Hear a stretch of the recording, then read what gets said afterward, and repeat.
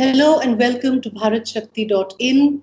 You are watching our very special series on how the Indian defense industry is looking at the world post COVID 19. We are talking to several industry leaders, and today, all the way from Johannesburg, I have with me Prasad Sathe. Prasad Sathe has founded two software companies. One is Opsai Technology, and the other is Emphatic. Uh, both these companies and what Prasad and his team does is they are into software publishing and consultancy, wherein they provide the best solution in terms of custom software after analyzing user needs. So, Prasad, thank you very much for speaking to Bharat Shakti and welcome through Skype. And if I could first ask you to take us a little bit through what OBSI and Emphatic does in the defense space. Right. So, thank you, Nilanjana, and thanks, Bharat Shakti. Uh, as a quick brief, what I can say is we have seen that the world has become more and more digital over the last few years, and the last 6 months have been much more different and demanding for digital solutions and the various channels which are essential for critical information systems. So we at Opsai Technologies and Emphatic Systems have adapted to this need, looking at having a foresight in terms of few years back and trying to make a solid case for indigenous solutions to tackle the digital and social media front. Mm-hmm. So we offer a wide range of products in the areas of open source intelligence, threat and perception management, secure messaging platforms, secure video conferencing solutions, and other consulting-led solutions in predominantly the cyber warfare space. So essentially, in our quest to build indigenous solutions, we constantly thrive to innovate, build products with foresight in terms of what will be needed in future, especially in the space of artificial intelligence, robotic process automation, which will help our defense and intelligence agencies to track, counter, and analyze the ever-emerging and changing challenges in this cyber world with various challenges that comes through. Right. So you are definitely looking into the future. Now, talking about the future, tell me, this COVID 19 has literally brought the world to its knees, this Right. pandemic. How do Yeah. you see the impact on the Indian defense sector? Uh, I think if I look in terms of the software viewpoint, this is something which has obviously made a complete different experience for many industries, and I believe defense is as well impacted in the similar lines. If you see, things can't be done in the similar fashion. There is a lot more need for working from home, working from remote, Yes. and still making sure that the service delivery is maintained, especially in defense environment where there is a lot of tight integration and people or the armed forces have a very close cooperation. Uh, Working on digital channels and secure channels is a bigger need now, and our reliance on indigenous products is far more, and data protection, data sovereignty, data privacy is much more critical in terms of usage. So it will obviously push a lot of people to start thinking as to what are the new needs or new avenues in terms of which how we maintain our data, how we store our data, how we protect our data. When such digital channels are used, we have seen. I think the world is on various communication softwares, uh, and so is our defense environment. But we probably have to now start looking whether the channels are safe, secure, and how much of that data should be going out of our boundaries and borders. Right. Right. So tell me, you are an out and out Indian company, right? I mean, basically, you are one would one would you would be a great example of Make in India. But now there is a lot of speculation that post COVID-19 defense acquisition, there might be a squeeze in the budget, right? Right. Do you think that is now an opportunity to boost Make in India? Especially, what you are doing, and other sectors as well. Yes. Software is what you're doing, but other sectors. Do you Right. think Make in India is now likely to get a boost? What are your Uh, thoughts? I think it's something which self-reliance. I think the Prime Minister this morning. I mean, we were listening to him, and Prime Minister Modi ji actually have indicated that self-reliance is something which is very key. As is software, probably is manufacturing, is various other sectors, because this kind of challenge. We have faced it first time, I think, in probably Yes. last 100 years. Uh, but we never know, with the way the world is moving, that this challenge can come across uh, in other times as well, in the near future. And the self-reliance is the critical aspect in this, and that's why we hope that the government and the armed forces, or be it the intelligence agencies, or various departments which we interact, start looking at it in a very different or matured manner as to how solutions in which are made in India, which promote made in India's products, are given better opportunities to work with, and also encourage it much more effectively. So you are I think that is key. right. You are optimistic, and you have these expectations from the government, right? That this will happen once Yes. the lockdown ends and things slowly start getting back to normal. We definitely hope that, that's something will start happening, and more realization starts coming in as to how we can give opportunities, and make it easier as to companies like us to actually in a better manner. Okay, okay.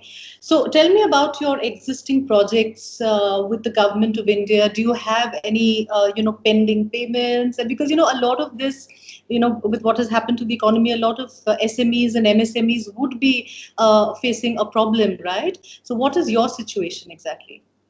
Uh, I think we had a fair amount of mixed experiences so far, and Uh-huh. certain departments which we have engaged in have been phenomenal in terms of the payments. We don't have any. Maybe because we are a software-based solution, and there is a need that the software services have to carry on, and the support has to carry on. The payments are much easier. Mm. But I think more than that, what our issues have been is in terms of the uptake of the solution itself. What we have seen is predominantly in the armed forces, where there is a change in guard, there is change in position when the new person comes in, which is fairly constant. A different thought process comes in, and especially in the solutions and services what we are in the cyberspace, and the digital world which we are trying to build solutions. There is a long term view which is needed, and I think that is one of the key aspects which we feel needs more consistency. Payments and dues obviously is something which, as I said, we managed to get it fairly uh, contradictory to what we heard, but we managed to get the payments on time, and at the right speed. But the consistency and the continuity has been one of the biggest challenge, to every time go back and convince, to make sure that this is something which is needed. um, and there are certain things. I think there is a collaboration kind of environment which needs to be built at the lower levels, where the lower levels still feel that they can build the solutions themselves. They don't need people to come and build them. Uh, Instead, look at collaboratively working, and finding more solutions which will help them move faster, rather than trying to build them themselves. So I think in that sense, we look at that the challenges are in a different space in our world. more than the OEM kind of sector, which is more manufacturing driven, I would feel. Right. But as far as this COVID and post-COVID scenario is concerned, of course, the economic slump. How do you have any suggestions yourself as to how MSMEs and SMEs can stay afloat? Do you think the banks can help? Other financial institutions can help? You have been comparatively luckier that way, but many haven't, I'm sure. So, what do you think can be done? Well, I think luckier in the sense we have always been bootstrapped as a company. We have not been an investor driven company. Right. We funded ourselves. We built our solutions. We still continue to invest on products. I think there are certain solutions which we may talk about, which we have built in the last 6 months for indigenous communications, I would say, which Okay. can be enhanced and taken to the market. But coming to the point, yes, I think the MSME and the SME sector will always need for that boost payment. Basically, the faster payments, or rather getting more and more funding in terms of. I mean, I think last time when we were part of the Bharat Shakti event, we had certain banks which were having funds for defense, which were Yes. raised, and access to that funds. But I think it still remains a very difficult challenge, because the MSME is always going to be trying to work on a model which will be a revenue based, and a short term commitments which they are driven by. So I think there should be a holistic plan in terms of a MSME package or a SME package, which the Right. government can start defining, saying Right. that if you are working with the defense sector, especially with the national security sector, how it can enhance, what kind of tax holidays can be extended, if at all, for a certain period of time. Yeah. Uh, because as you rightly said, the cost is going to carry on, and effectively, if you dismantle the MSME and the SME sector, it's going to have a long term impact for them to Yes. come back again and start performing and delivering for the national interest. Absolutely. Absolutely. Thank you very much for saying that. And now, let me ask you about your own, if I could call it a CSR activity, or, uh, you know, a lot of us have reached out to help, right? The other economically weaker sections, the more fragile and vulnerable sections of society. We're doing it at a personal level. We're doing it at a company level. Is your company doing something to help in terms of medical and emergency needs? Yeah, we have partnered actually with one of the trust in Maharashtra, and we helping out in terms of funding, in terms of monetary funding as well, which takes to certain set of villages, and creating food hampers, and that sort of things. Okay. Uh, Also, what we have started to look at it is more in terms of a software driven solution, or a CSR kind of. I won't say it's a fully CSR, but a platform which we are trying to build for digital transformation for your education, for communication. So right now we have few channels which have been questioned in terms of privacy, in terms of security, in terms of concerns which have been raised.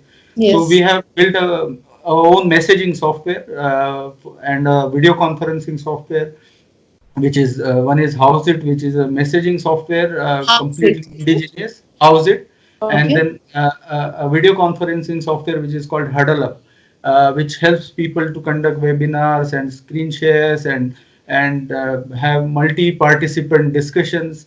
So that kind of participation, again, it's something which we are taking the cost for it. We spending the money for it, and along with that, as I said, the monetary aspect will keep going from whatever we can afford to. Obviously, we not a large enterprise, but we're trying to look at.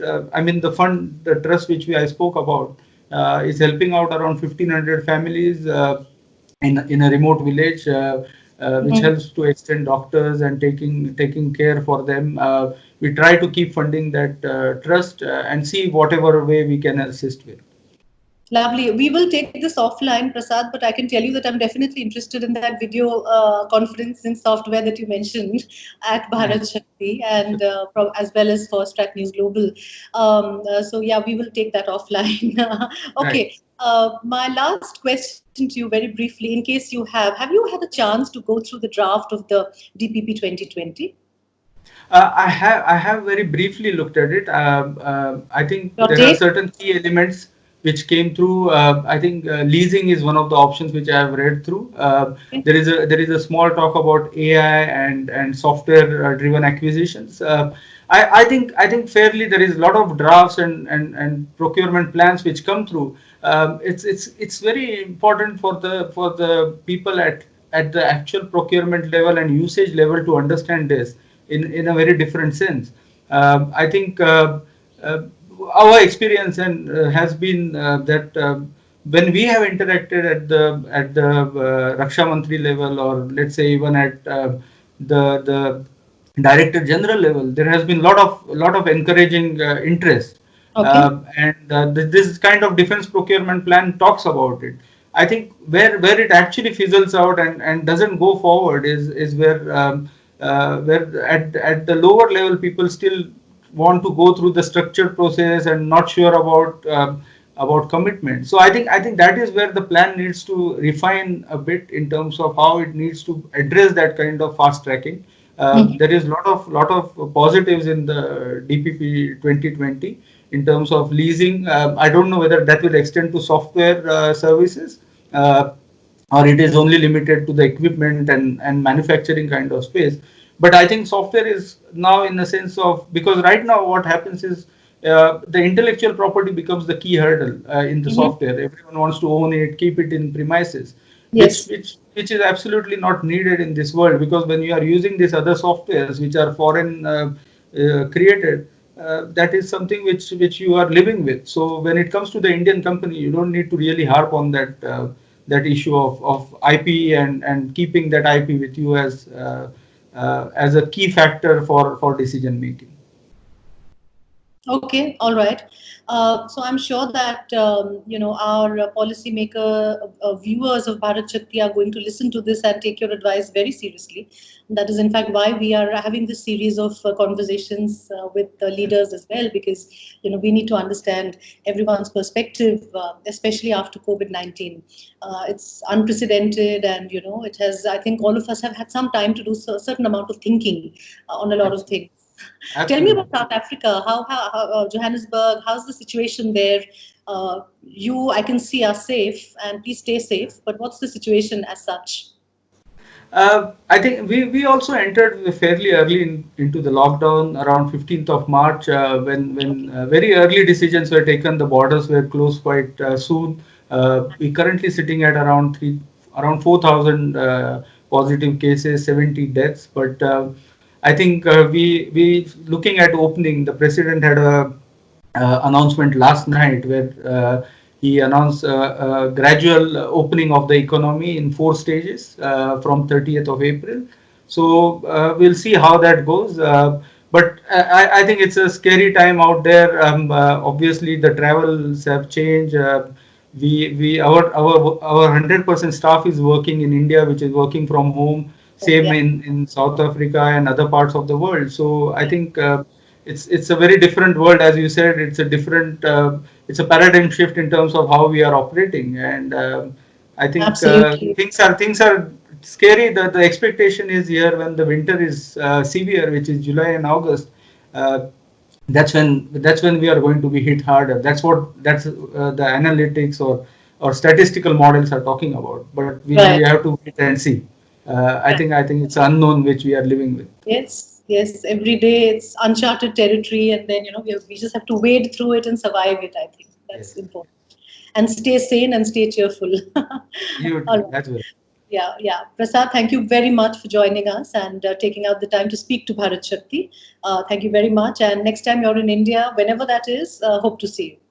All right. Thank you. Thanks, and wish you all as well a very safe stay, and take care of yourself. You too. Thank you. Bye. Thank you so much.